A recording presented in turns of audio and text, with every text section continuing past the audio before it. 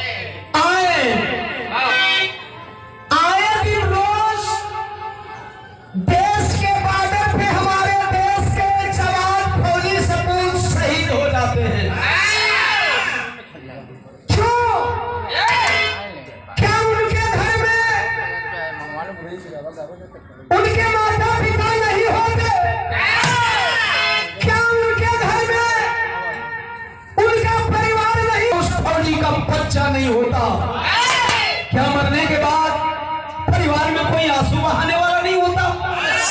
एक जवान शहीद क्यों हो जाता है? 4 लाइन भूमिका के अंदर भाव तनी टॉप गियर में गाड़ी चली भाई।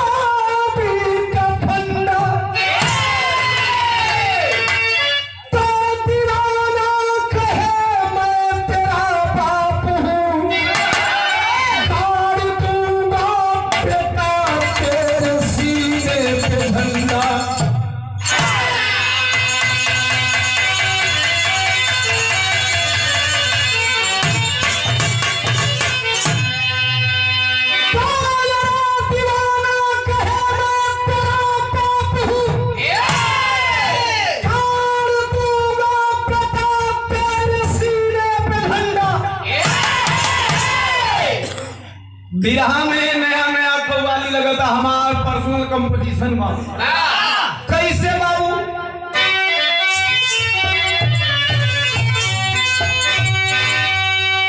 मजहब नहीं सिखाता आपस में बैर, हिंदू मुस्लिम सिख ईसाई आपस में सब भाई भाई। देश में एक नारा दिया जाता है हिंदू मुस्लिम सिख ईसाई आपस में सब भाई भाई, तो फिर एससी एसटी ओबीसी कहां से आई? इनको कौन लगाई? सवाल ये भी होता है। सवाल को छोड़िए, खड़ी धर्म के नाम पे पैर मैच करना यह लाइन बताएगी। बनो न सिख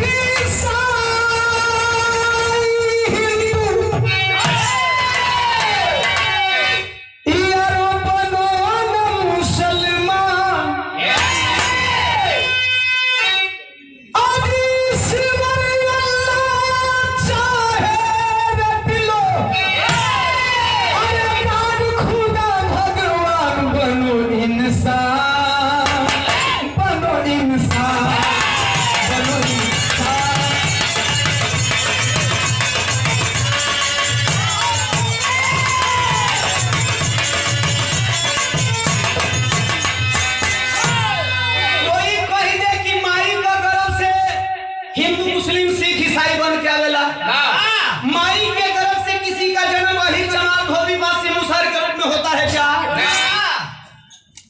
एक बच्चे का जब तक जात और धर्म नहीं बताया जाता है साथियों, तब तक हम किसी बच्चे का, किसी इंसान का जाति और धर्म नहीं जान पाते। हम इंसान है सबसे पहले। 100 रुपया फौजी लिया ना, इस लाइन पे 100 रुपया फौजी लिया, ये आपके द्वारा जय हिंद उपस्थित जनसमूह के कोट कोट जानते हैं। जब बच्चा जब ही बड़ा होता है, ए हिलाता मत हिला मत, जनेऊ महीना कर लोग कहते भैया तू हिंदू हो गया। जबले जनेऊ नहीं खे पहले लड़का तबले वो हिंदू नहीं खे, खाली इंसान। जनेऊ महीना करके लोग हिंदू बताने लगते हैं। बपतिस्मा पढ़ा के लोग कहीं तू ईसाई हो गई, पगड़ी बनाई गई, दाढ़ी बढ़ गई, वाहे गुरु सिख हो गए। हद तो तब हो जाता है, बुरा नहीं मानेंगे, सच्चाई है। किसी एक धर्म के ऊपर मैं नहीं बोल रहा हूँ। सच्चाई यह है कि एगो अच्छा खासा इंसान का जब कटनी छटनी हो जाला तब वो मुसलमान हो। काहे नहीं तू लोग ऊपर से आ जाला भैया, वैसा ही कराए। हिंदू लोग काहे नहीं जने वही के ऊपर से आ जाला लोग। धर्म के नाम पे धंधा होता है साहब, धर्म के नाम पे इंसान को इंसान से लड़ाया जाता है। वरना हम इंसान हैं, हमारी जाति इंसान है, हम मानव हैं और मेरा धर्म इंसानियत है। इससे बड़ा कोई धर्म नहीं है।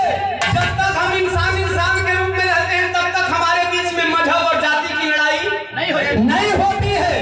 ऐसे भी तगड़ा लाइन कभी वीर भाव में लिखलन, देश के सपूतन खातिर और देश के गद्दारन खातिर।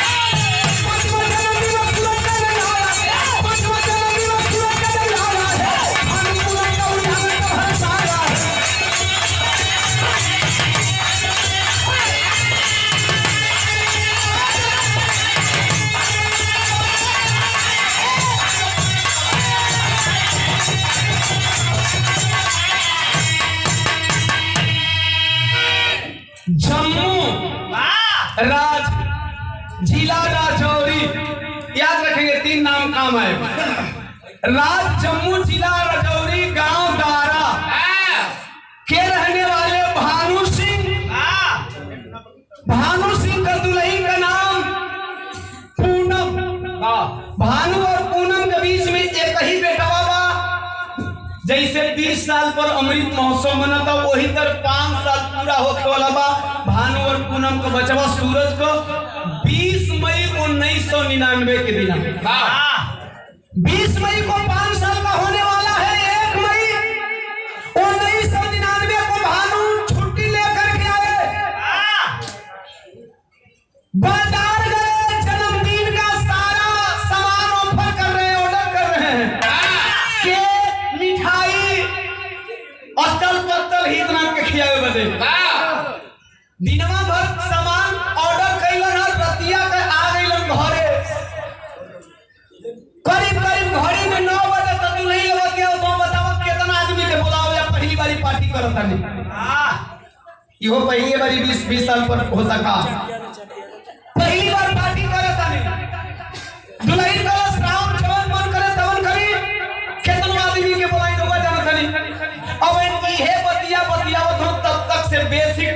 घंटी घनघना गई मोबाइलवा ना रहल पहले कुल लैंडलाइन रहल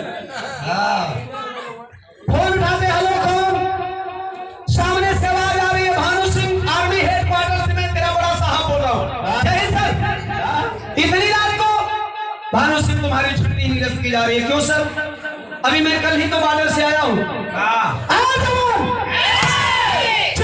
तुम्हारी छुट्टी निरस्त की जा रही है क्यों क्योंकि पाकिस्तान ने घुसपैठ करा दिया है बॉर्डर पे कब लड़ाई लग जाए कोई गारंटी नहीं सभी जवानों को बुलावा भेजा गया सारे लोगों की छुट्टियां निरस्त की जा रही है तुम भी चले आओ रात गुजारा है भानु सिंह सुबह है अपनी दुल्हन से विदा ले रहा है पूनम का रखिया में आंसू और कहलन फौजी करे पगली फौजी का दुल्हनों के तू आंख में आंसू लेके विदा कर भी दे कलश नाई साहब की अखिया में असलियत तोहरा विदाई करना है जन्म को कौन बात कहे कौन बात का बतावे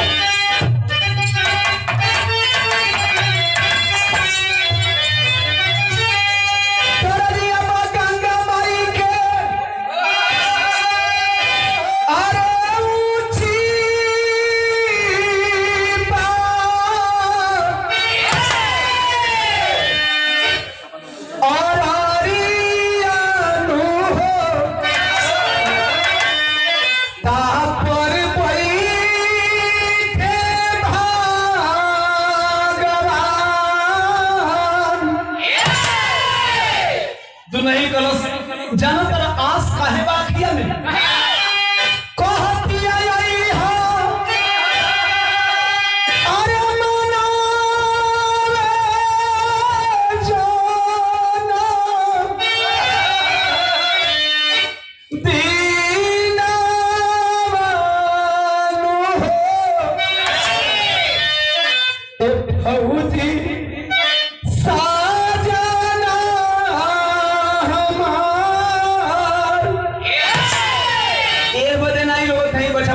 में खड़ा बस देखा कि बरसेला हाय सूरज के नयना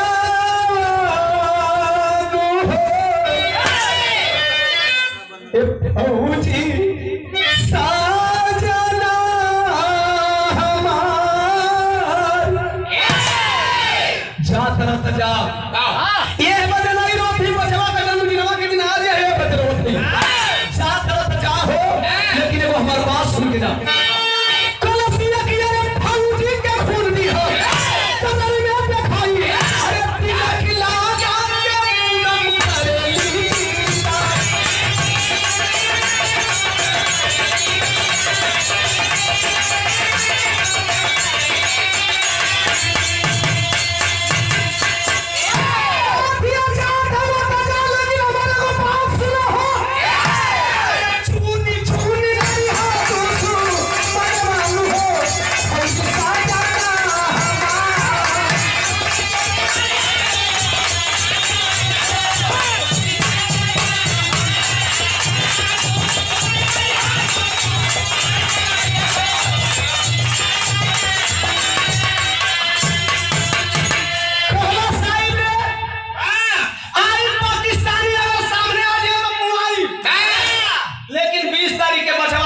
मनावे आई जवान चला है 10 मई 1999 कारगिल में ड्यूटी लगी है जब चला है कारगिल की ऊंची चोटियों में अपने बटालियन के साथ को अरे गरज पड़ा काश्मीर का दीवाना गरज पड़ा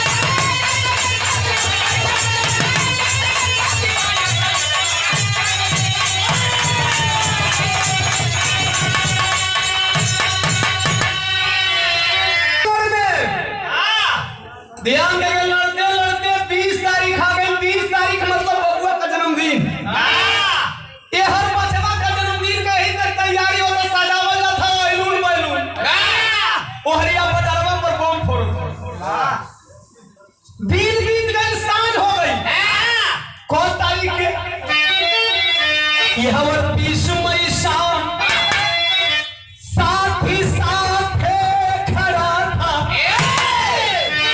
अरे तबले देखा भानु मरा हुआ फौजी पड़ा था। 20 मई शाम को बॉर्डर पे लड़ने के बाद गन के पॉइंट पे दुश्मन को रखा है, झाड़ी भी खड़खड़ाएगी तो गोलियों से भून डालता। तब तक से झाड़ी में नजर गई, एक मरे हुए फौजी की लाश को देखा रे। वह लाश कैसी थी जरा जान लेंगे। एक दिन पहले जो हमारे जवानों की कैजुअलिटी हुई थी, जो जवान मारे गए थे, हमारे देश के बचाव दस्ते के जवान लाश तो उठाए, लेकिन कुछ जवान को उठाए और उस जवान की लाश झाड़ी की वजह से नहीं मिली। उसी लाश को रातों रात उठा करके पाकिस्तानी अपने बंकर में ले गए। पेट का ऑपरेशन किए, पेट का सारा निकाल करके माल उसके अंदर, बम रख दिए, सिलाई करके वर्दी चढ़ा करके उसी झाड़ी में रख दिए। वही बम वाली लाश अपने इंडियन फौजी की लसिया उठावे चलन हो बाबू तवल्ली।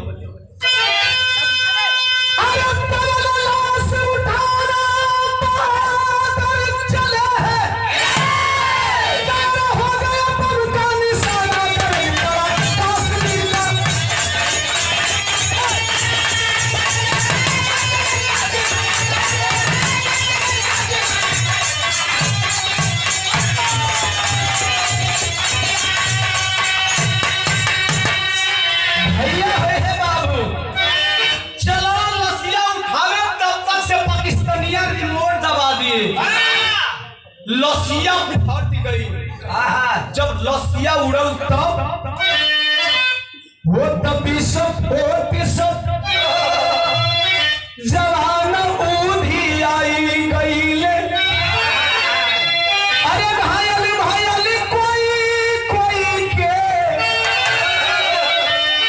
उड़ल बासारी रिया। भैया भैया उड़ गई, लाश का साथे फौजी उड़ गए। तब हमार बारी मोमबत्तिया खोजे। अरे बेटवा मटरिया खोजता था कि गईली ना जरिया। घड़ी 9 का पार भइल तब रोई रोई पूनम बेटा सूरज के मनावे लगली। अरे हथवा में लाल के धरावे लगली छुरिया। पापा नहीं आएंगे, लाल केक काट दे। कहता हर साल पापा साथे केक मिल के काटत रहली। पापा बिना केक नहीं काटब ये मायारिया। नहीं काटूंगा, पापा नहीं आएंगे, नहीं काटूंगा। अचानक घड़िया 11 का पार करत है, तब तक से फोनवा का घंटिया बाज गई। फिर हुए बेसी फोनवा देख पापा का फोन है। मैंने बोला था ना पापा आएंगे, जाकर खाता है। लो पापा पापा कहाँ है? पापा आइए ना। मम्मी गुस्सा रही, पापा आइए ना पापा। उधर से किसी ने एक बार हेलो बोला, हाँ बेटा। इसके बाद आवाज बंद हो गई, रोने लगा।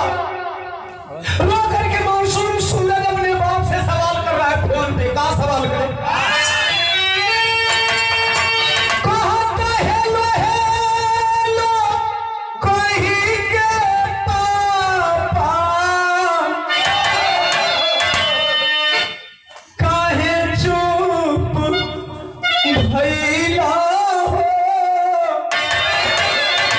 अरे हेलो हेलो कहीं का पापा कहे चुप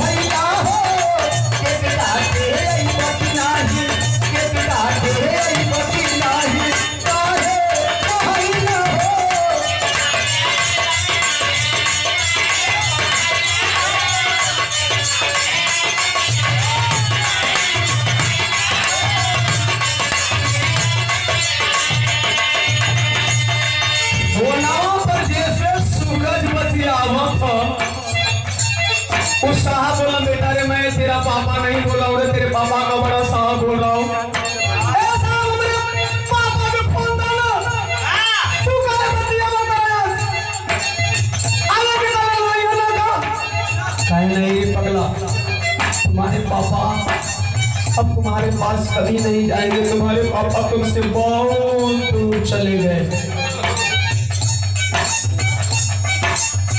कैसे हो साहब, हो गई हाँ भाई, हमारा पापा के हो तो साहब है। अरे पहले लड़ाई 10 दिन, अरे पापा तो हम ये लाल बाबू से असभिया उड़ाई दिहले, पापी मुनि के बाबू से। और माई बेटा छोड़ी कहवा पड़ैला हो, और माई बेटा छोड़ी कहवा पड़ैला हो। बेटा के यही गति नाही, बेटा के यही गति नाही, काहे पड़ैला हो।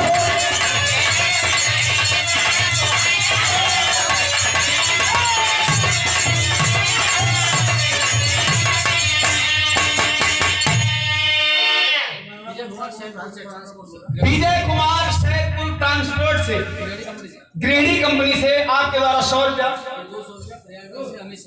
200 रुपया प्रयागराज से अमीश कुमार, ग्रेडी कंपनी से आपके द्वारा 200 चरणों में प्रणाम। उपस्थित जन समूह के कोट कोट सन्ना आशीर्वाद में शांति स्नेह द्वारा के सामना और कुछ बोले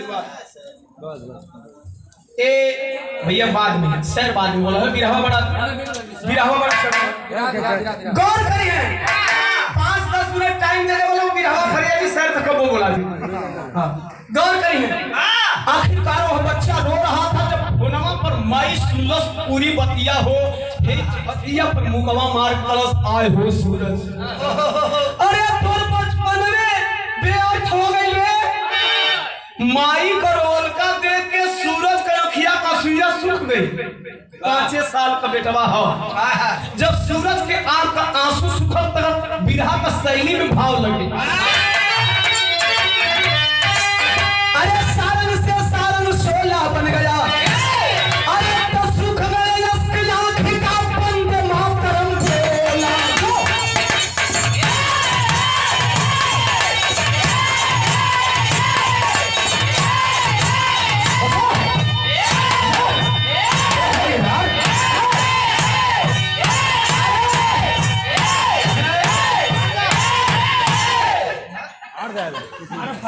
बाहर करने वाले लोग तो जवानी थोड़ी आ गई। दिखाओ धोखा के फीचर तो हमारा और एक में ढेर देखे कैलस मत आंस बहा मेरी जननी, मत आंस बहा मेरी जननी, पापा पिता दिखलाए हैं। और तस्ती लड़ाई करके वो बहनी को मार भगाए हैं। फौजी का बेटा फौजी बन, फौजी का बेटा फौजी बन, सरहद पर जब मैं चाहूंगा, अरे दुश्मन को जब मैं मारूंगा तब जन्म दिवस मनाऊंगा। कहला से माई रोवत है, पकड़लस के गावा फेंक देलस कलस करे, जब बाबू मर गया था जन्मदिन मनी रे। ऐसा होता है साहब? ऐसा नहीं होता है। अब कैसा जन्मदिन हमके फौजी बना दी है, और जहिया देश के दुश्मन पाकिस्तानियन के मारम ना, अपने मन से जन्मदिन मनाई। अब आज तो हमारे बाबू का पुण्य तिथि मनी रे, माई कलश आई हो लाला अकेले हो, ई कैसन प्रतिज्ञा ले लाला, कलश प्रतिज्ञा ले लेनी तो ले लेनी, चुप रह। केकवा उठा के फेंक देलस, वर्दी पर बाबू का तेरही हो गई, वर्दी पर बाबू का तेरही हो गई। बेटवा सूरज के माई जवान कह के फौज में बहाल करा दलस, फौज में बहाल भाई, ट्रेनिंग समाप्त करके ड्यूटी पीरियड में है। एक दिन सवेरे सवेरे यही तरह शीतलहरी में मार दौड़ लगा हुआ था। हम जवान हैं, बूढ़े हो। अरे नहीं, फौजी जवान ना ही गवैया जवान से कम। कैप्टन साहब देखे जवान जय हिंद कैसे हो? ठीक हो साहब? कल साहब एक बात मैं पूछना चाहता हूँ, जब मैं बचपन में छोटा था तो लोग कहते थे कि जब फौजी ट्रेनिंग में जाते हैं तो कुछ फौजी औधे में ट्रेनिंग छोड़ के भाग आओ, ऐसा चर्चा होता है। साहब ट्रेनिंग में भाग तो नहीं करो, खाली हल्ला करना, आप भाग भागे वाला। कहे नहीं रे बेटा, ट्रेनिंग में भार तो जरूर होला, लेकिन एमा नहीं जब पैरा कमांडो का ट्रेनिंग में तो के भेजा जाए तो आधे में भाग जीवे। कहे मतलब, कहे बेटा जानते हो कभी कभी पैरा कमांडो के जवानों की ट्रेनिंग करते करते 5000 फीट ऊपर से खाई से फेंक दिया जाता है। कहे साहब तो 5000 कौन बड़ का ढेर भाग के 10,000 फीट ऊपर से फेंक के देख लिया ना भागो। कहे मतलब, काम का वेट ट्रेनिंग करा जा। कहना बेटा तो से ना हुई। कहे सुना काहे नहीं हुई, बतावत थी बतावे तरल बदल गई।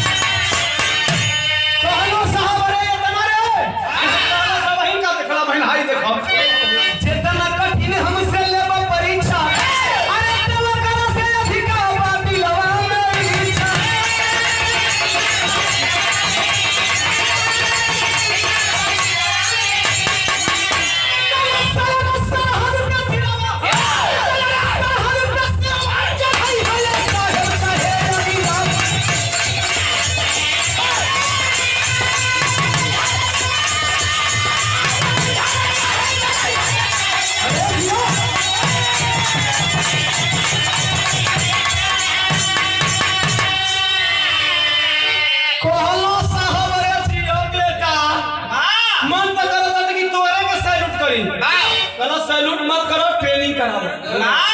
पैरा कमांडो की ट्रेनिंग पास कर लिया, अब बैठल बैठल सरकार ने आटा जियान करत। अच्छा सोचे कि कहिया ड्यूटी लगी वो है ठीक रहे, रोज ड्यूटी करत रहिए तो ड्यूटी मिलत ना। वाह याद हो गया आप लोग का वो दौर, याद है उड़ी आतंकवादी हमला ना 2016 16 सितंबर 18 जवान मारे गए थे, 18 जवान घायल हुए थे। जब आर्मी बेस कैंप में 4 बजे भोर में हमला हुआ था, अभी जवानों की टेढ़ ही नहीं दिखी, तबले 28 सितंबर को सर्जिकल स्ट्राइक हुआ था पाकिस्तान में। अच्छा सर्जिकल स्ट्राइक आप लोगों ने सुना था, किसी ने देखा भी क्या? किसी ने देखा? नहीं देखा, मैं दिखाने जा रहा हूं। जवान चले हैं पैरा कमांडो के, तो उस जवानों में एक जवान की और ड्यूटी लगी है। कौन? भानु सिंह का बेटा सूरज। सूरज का जब ड्यूटी लगा, सूरज चला है मास्टर साहब बिहार में बड़ी पुरान तरह लगा था।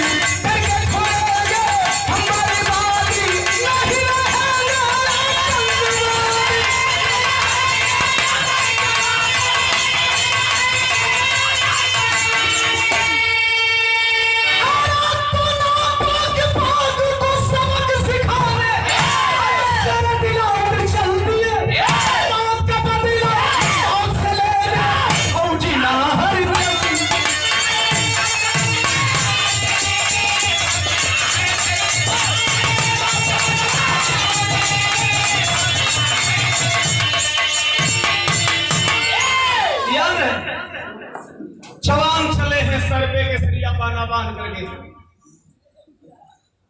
आधी रात को जब 3.5 किलोमीटर अंदर पीओ के पाक अधिकृत कश्मीर में जब एंट्री मारे हमारे देश के पैरा कमांडो के जवान, मैंने बोला आप लोगों ने देखा नहीं था, सुना था ना, दिखाऊंगा वीडियो की तरह दिखेगा, वीडियो की तरह दिखेगा वो लड़ाई में जो कि हम बताने जा रहा हूँ। कितना जवान चले हैं पाकिस्तान के अंदर 3 किलोमीटर अंदरवा का आकर वहां जो रफिया मास्टर साहब बिहार के आखिरी तरफ लगे।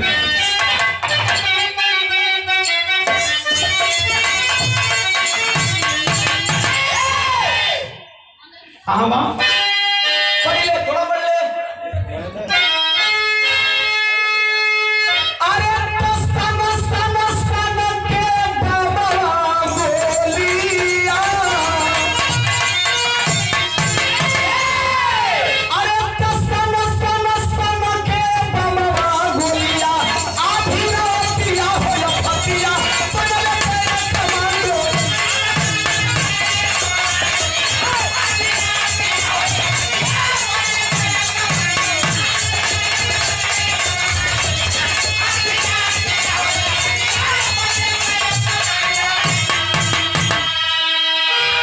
रेडी रखे ज्यादा पहुंच गौर करें।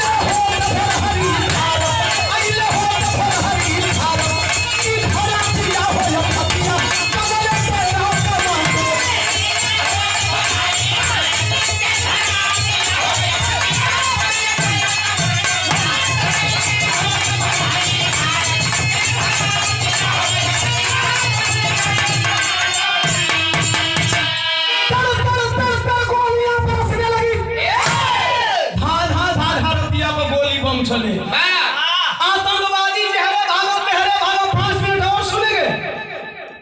भागत हुए आतंकवादी को तनवे में जोश में कभी इंसान को होश नहीं खोना चाहिए। सूरज होश गवा बैठा, आतंकवादियों के मारत मारत को गलती कर गया सूरज फौजी बहादुर सिंह का बेटा वहां बाबू हम कहीं ना लिखा होना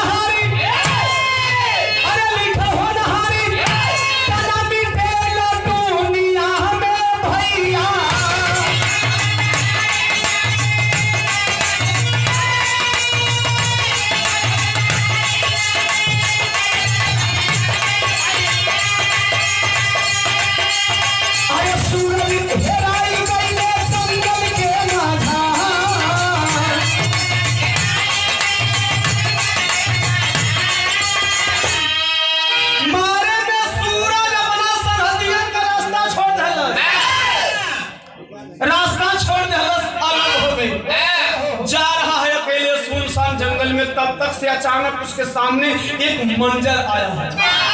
मंजर का अरे कुछ दूरी यहाँ पर, कुछ दूरी यहाँ पर मिले तो आतंकवादी पंचो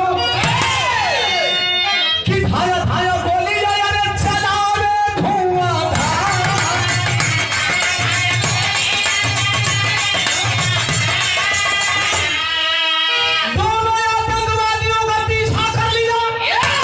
नतीजा क्या निकला? अरे कोई आतंकवादी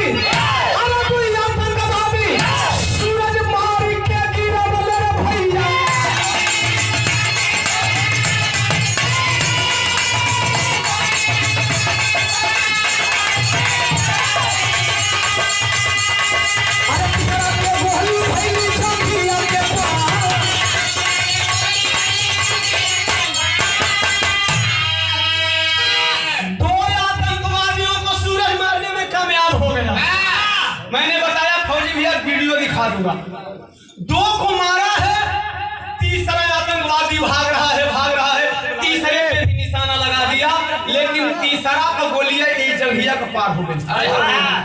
और जब जान पार भइल तो तीसरा बच गई, बाल गिरा है धरती पर, और धरती पे गिरते गिरते बोल दिया वंदे मातरम, भारत माता की जय।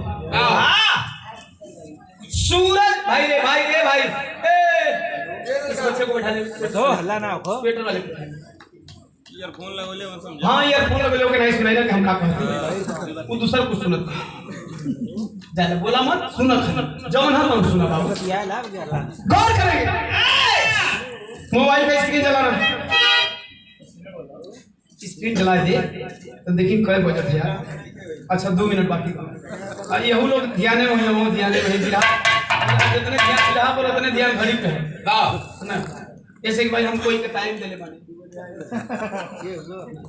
उजाला, अब उजाला जाना थी कि हम के टाइम तो लोग बहुत अन्यथा मत हेलो, हम स्पीकर ऑन कर जब सुन लिया कि हम के टाइम दे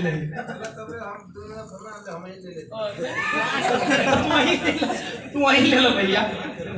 गौर करेंगे, तीसरे आतंकवादी के गोली जांघ में लगल बा, गिरल, भारत माता की जय बोला, सूरज कनकना गई। रात के अंधेरे में कहीं हमारी गोली अपने साथियों पे तो नहीं बरस रही है। कौन हो? कहा मैं इंडियन हूं। कहां पाया सूरज इंडियन? इसका मतलब मैंने अपने साथियों को मार डाला। कहा इंडियन? कहा ठीक है भाई, इंडियन हो तो बोलो वंदे मातरम। वो आतंकवादी बोल रहा है वंदे मातरम, बोला कि बोलो भारत जिंदाबाद, भारत जिंदाबाद। कहा बोलो पाकिस्तान मुर्दाबाद, कहलो पाकिस्तान मुर्दाबाद। सूर्या कलश है ये पाकिस्तानी सच्चो नहीं है, पाकिस्तान हो तो पाकिस्तानी मुर्दाबाद ना बोली, ये वाकई इंडियन है। पहुंचा है जब करीब पहुंचा सूरज हो भैया, जब सूरज करीब पहुंचा है, जब करीब पहुंचल तक देखल ये पंचो तो वो आतंकवादी बाल बढ़ल बा, दाढ़ी बढ़ल बा, हाथ में करीब पांव में बेड़िया, आतंकवादी पोशाक।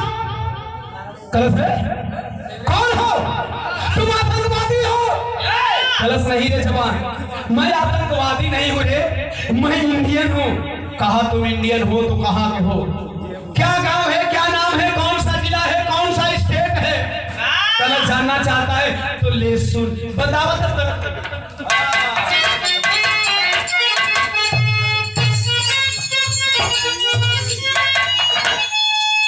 देखा तो उजाला, हम इधर से अभी उंगली लगाए तब तक सूरज घंटी बज गया। हैप्पी न्यू ईयर डार्लिंग, जोर से बोलो, सब लोग सुन रहे हैं। हाँ ये सही हुआ, और बाबू को भी हैप्पी न्यू ईयर, पूरे परिवार को हैप्पी न्यू ईयर। गा रहे हैं विधायक दम सभा पे, इसलिए मिलते हैं बहुत जल्द, ठीक है? Again happy new year. हाँ जितने बेचैनी है ना उतने बेचैनी कोहर। अब भैया सही बता रहे, बाबू सोया है तो वो भी बोलता। और उजाला ये संजोग है कि हर 31 को बाहर रहते हैं और पूरी महफिल के द्वारा हैप्पी न्यू ईयर बोला जाता है, सुनाया जाता है, आप लोग का आशीर्वाद मिलता है। यही आप लोग का प्यार है, मन को फौजी का जिंदगी से कम नहीं। ये सब कोई घरे 31 मनाते हैं, मन के इज्जत 31 1 जनवरी हो गई, 31 से 1 जनवरी हो गई। नए साल का हार्दिक शुभकामनाएं। एक बार नए साल के आगमन में जोरदार तालियों से स्वागत हो जाए। इसके बाद यहाँ 2 मिनट और गौर करेंगे। अच्छा तो वो बता रहा है गौर हो भी रहा थे, सूरत फौजी से आतंकवादी बता था कि हम भारत में कहाँ पहुंचे।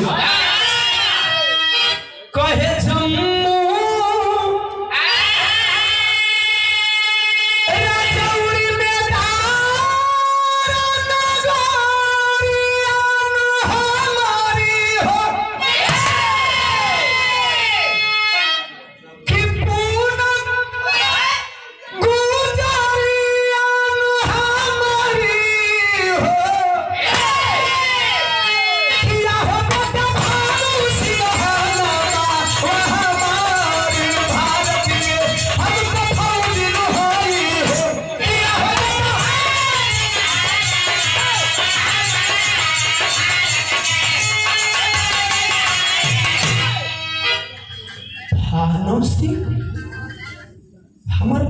जिंदा हुआ ना झूठ बोला चला। ए अपन जान बचावे खातिर तू झूठ बोला चला। आप भानुष नहीं हो सकते हो। कह क्यों? क्या सबूत है तेरे पास कि मैं भानुष नहीं हो सकता हूँ? कहा सबूत है ना, हम फौजी हैं, बॉर्डर पे उनके वीरताई की चर्चा होती है। लोग बताते हैं कि 1999 की लड़ाई में वह बम से फट गए थे, चीथड़ा उड़ गया था, उनकी वर्दी पे तेरे ही किया गया। ओह कहा बम से उड़ गया था, सही बोली, लेकिन मैं बच गया। कलश कैसे बचे ये बताइए। तो फिर तू आतंकवादी बना कहे हो तभी सब हो।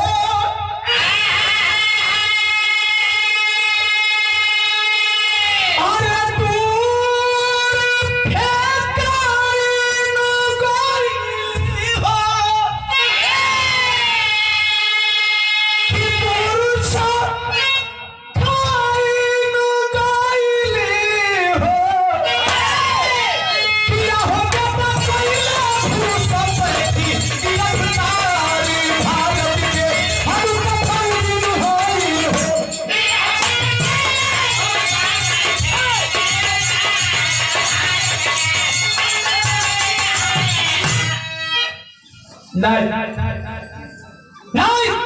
कहे नहीं है बेटा, यही सही है। लाश में बम रहा, उस लाश को उठाने हम 2-4 साथी गए। जल्दीबाजी में कुछ जवान साथी हमके पिछवा कर दिल, हम पकड़ ले रही, तब तक से लसिया पूरी गई। आगवा के रावण होकर वाकई हड्डी मांस का पता नहीं चलो है, लेकिन हम झटका लगा फेंका गई दूर।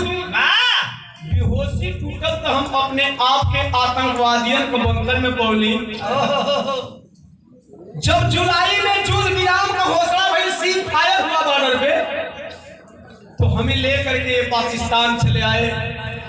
कलश अच्छा, तो तब से लेके अब तक तो के जिंदा काहे रखे, काहे खातिर?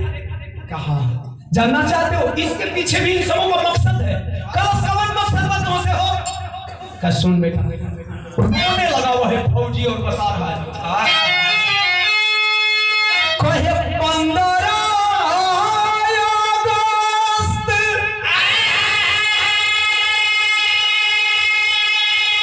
के हर साल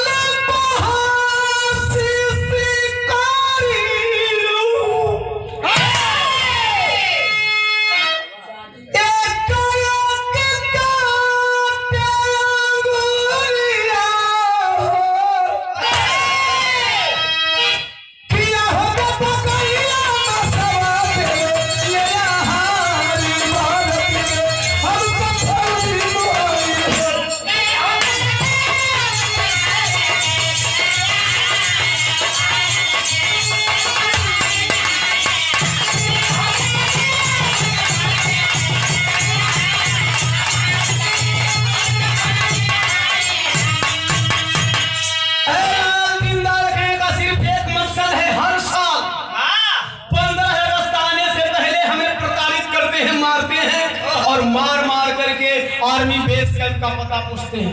मुझे नहीं पता रे, मैं जनरल ड्यूटी करने वाला हूँ। पता होता तो भी मैं नहीं बताता, लेकिन जानते हो जब मैं नहीं बताता हूँ ना तो एक एक उंगली हर साल काटते हैं। 17 साल बीत गए हैं, मेरे गिरफ्तार हुए 17 साल हुए। 17 साल में 5 इस पैर की उंगली, 5 इस पैर की, और 5 इस हाथ की, 2 इस हाथ की, 3 उंगली बचाए बेटा। ये 3 उंगली जिस दिन काटेंगे मैं नहीं बताऊंगा ना, लोग मुझे बोटी बोटी नोच डालेंगे। इस बात का भी परवाह नहीं है, मुझे नोच डाले। मेरा कतरा कतरा अपने देश के लिए निछावर हो जाएगा, लेकिन बाबू रे दुख सिर्फ एक बात का हमारा हर सदी होला, गाय का मांस जब खिलाते हैं ना तो मैं बर्दाश्त नहीं कर पाता हूँ, सहन नहीं कर पाता हूँ। कहा कोई बात नहीं, मैं भारत का फौजी हूँ, चलिए आप। क्या भारत का? तू भारत का फौजी है? कहाँ का है रे? कहाँ का रहने वाला है? गांव क्या है? जिला कौन सा है? स्टेट कौन सा है? बताओ था सदर लगे बढ़ जाओ और बढ़ जाओ।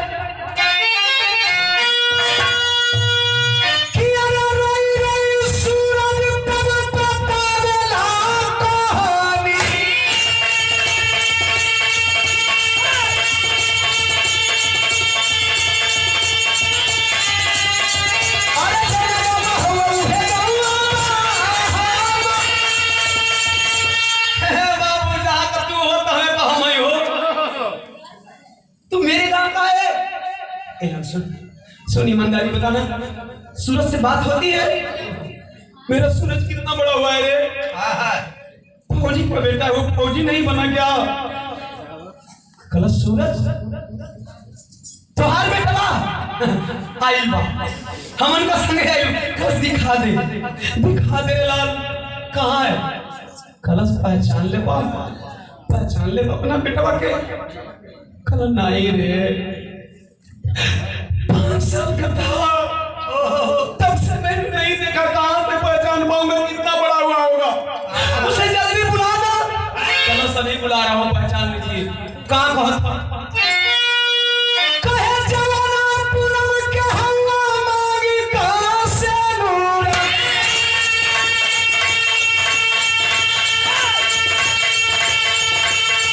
अरे वही पूनम का सूरज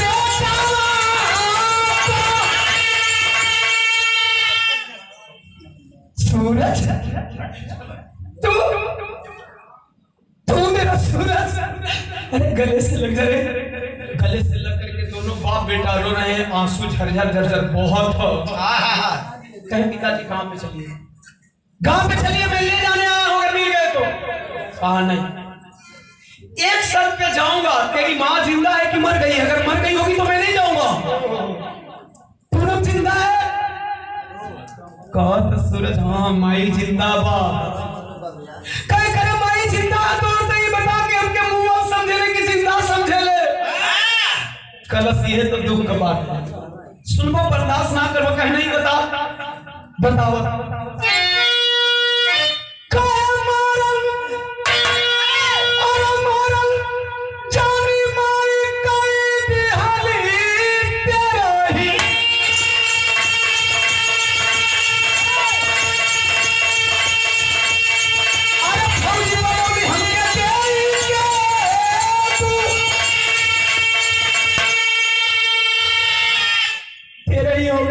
गांव में कोई मरल, कोई तो के जिंदा नहीं समझेला, सब कोई जानता कि तू मरल बड़ा। माई मांगिया का सिरवा धोए देले बा। कलश करिया हम 17 साल से जिंदा बने, माई भी हवा बन के जिया लिया। ले चल बेटा। 4 अक्टूबर को शाम में फोन किया है, बाढ़ इस पार आने के बाद अपनी मां के पास सूरज, और सूरज फोन पे बोल के आ रहा है, खड़ी रखी।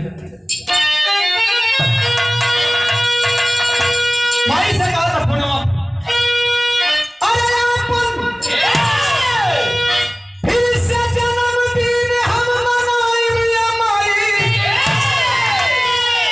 अरे तू उपहार जन्मदिन वाला लाइए माई।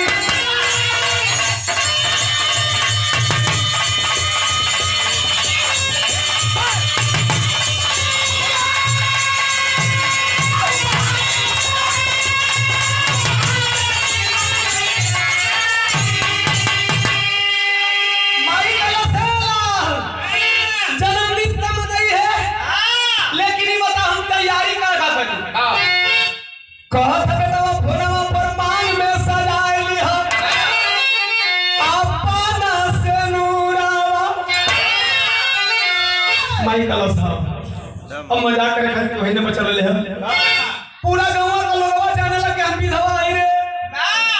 अब मांग में सेनुर सजा के मजाक उड़वाई में मत आई है। सुना तनी 38 को आतंकवादी मराई वाला तू हो गइल का मारे, हम आई मरले बने हम कहे 38 को के तू ही थोड़ी ना मरले बारे। ए लाल एक बार 38 को के तू ही मरले हुई बना, एकर मतलब तोहर बाबू जिंदा ना हो जिए मत यारो। इसी दिन के लिए अपनी मां को जिंदा रखा था।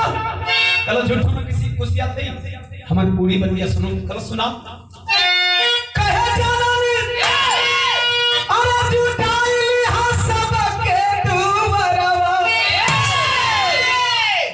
कल उस मजाक बनी बनी कहे नहीं पापा मरल नहीं खा, अरे सब का क्या बताई बुया माई करो कहता सही कहो। एकर मतलब कुछ राज बात तब हमार बचवा हमसे इसे बतियाओ तने हमार बचवा हमर दिल ना दुखाई। मंगिया में सेनुर सजा लेलस, केक मंगवा लेलस, मिठाई मंगवा लेलस, बैलून सजवा देलस, जाके न्योता दे दिए सबके, ये भैया ये बहनी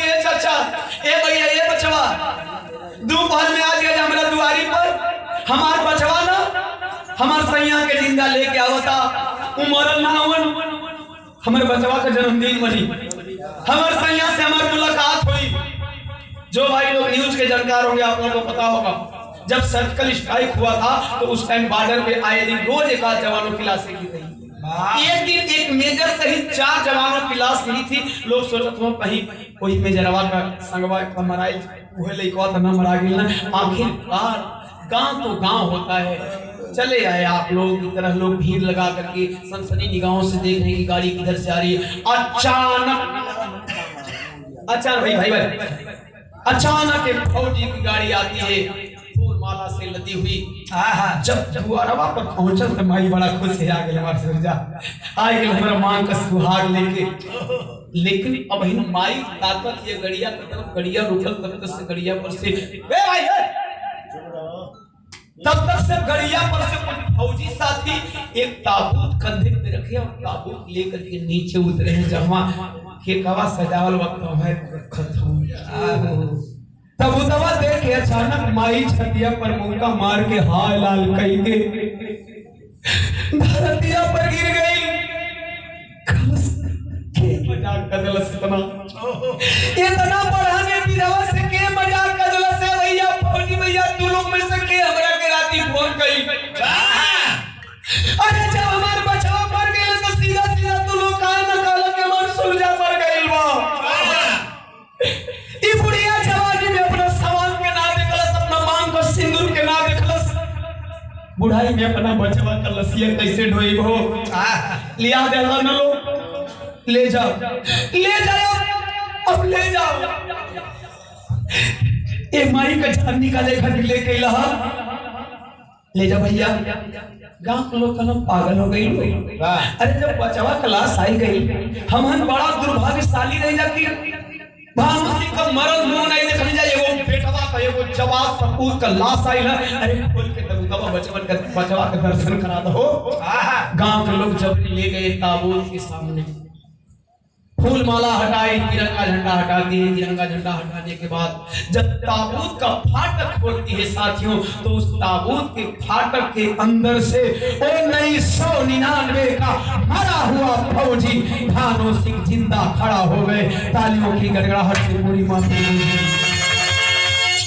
लोग स्वागत करने लगे। रे अचानक ताबूत से जिंदा भानु सिंह ये बुढ़िया पगलाई ना हियो लेकिन भानु सिंह तक खड़ा होकर देखत हुआ टुकुर टुकुर अपनी दुल्हनिया के अपनी विधवा औरत के लेकिन मंगिया सजल है। अब माई का आंखिया खोजत है कि हमार बचवा कहां है। सूरज कलश माई के ज्यादा तरपोले की जरूरत ना। गाड़ी में से उतरा है अपने गांव ग्रामवासियों का अभिवादन स्वीकार कर रहा है। लोग कहे बाहर है मालिक अगर कोई के बेटवा का तो सूरज जैसा। अब आप लोग बड़ा शौक होंगे कि आखिर ताबूत में अपने बाप को लेकर के आया तो जन्मदिन का उपहार कभी वो पेन दिया नहीं गिफ्ट पैक दिया जाता है। कहे ना 5 रुपये वाला डेयरी मिल्क के रही डब्बा है इतना बड़ा। गांव के करीब आया ताबूत नुमा संदूक बनवाया जैसा हम शूटिंगों में बनवाई गई।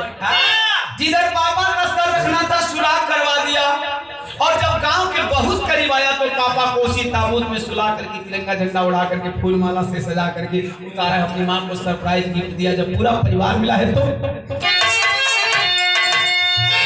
5 अक्टूबर के सूरज ही ले भवन